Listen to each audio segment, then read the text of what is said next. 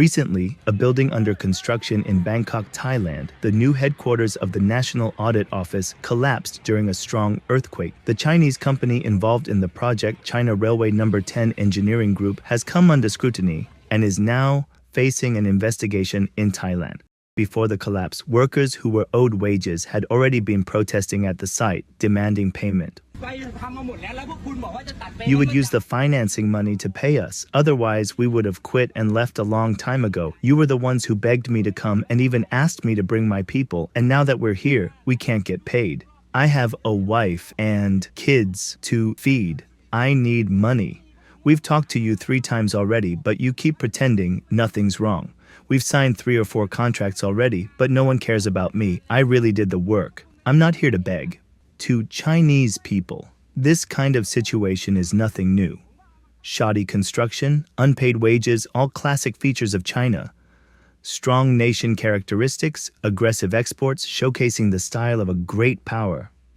If this had happened inside China, they would have just slapped the label "gathering to disturb public order" or malicious wage demands on the workers and crushed them.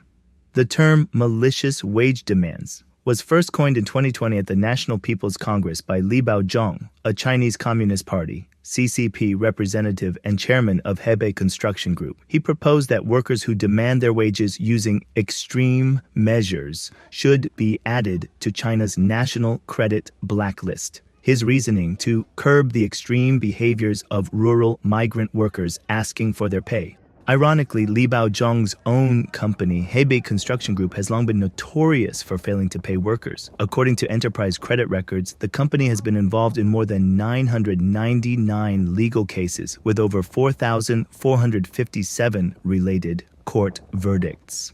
As China's economy rapidly deteriorates, individuals, corporations, and even schools, banks, and hospitals are turning into deadbeats. One wave of wage protests after another is now surging across the country. And since many of these wage-dodging entities are closely tied to the Chinese Communist Party, ordinary people who demand what they're owed are not only unlikely to get their money, they may also end up in prison for it. At the beginning of the year, migrant workers gathered in front of a Huarun bank branch to demand their pay. February 23rd, Wuhan, Hubei province. A large number of school teachers gathered at the gates of Chongwen Foreign Language School to protest for unpaid wages. March 21st to 22nd, Zhangjiakou, Hebei province. Over 100 food processing workers protested for several days, demanding 3 months of unpaid wages. April 7th, Fuzhou, Jiangxi province. Doctors and nurses from Dongxin No. 6 Hospital gathered in front of the city government to demand 7 months of unpaid performance bonuses. The hospital was fined 80 million yuan for Medicare fraud and subsequently shut down. May 13th, Heiyuan, Guangdong province. Workers from Weili Cultural Industry Commerce Limited continued their protests to demand their wages. May 18, Putian, Fujian province. The owner of Xinda Shoe Factory fled, leaving workers without pay. Workers blocked the factory gates to demand payment. Same day, Zhongshan, Guangdong province. Construction workers at Baolong City, after days of failed wage negotiations, moved into the sales office to occupy the space.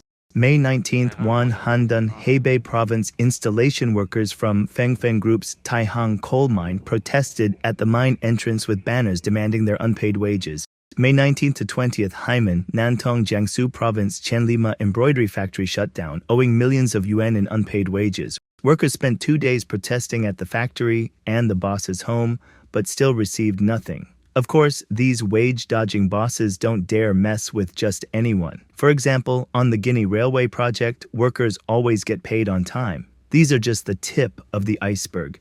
Countless Chinese citizens work hard every day, hoping that their meager wages will support their families, raise their children, pay for medical care, or repay their loans. Yet their honest labor results in nothing. These deadbeat bosses are pushing people into desperation.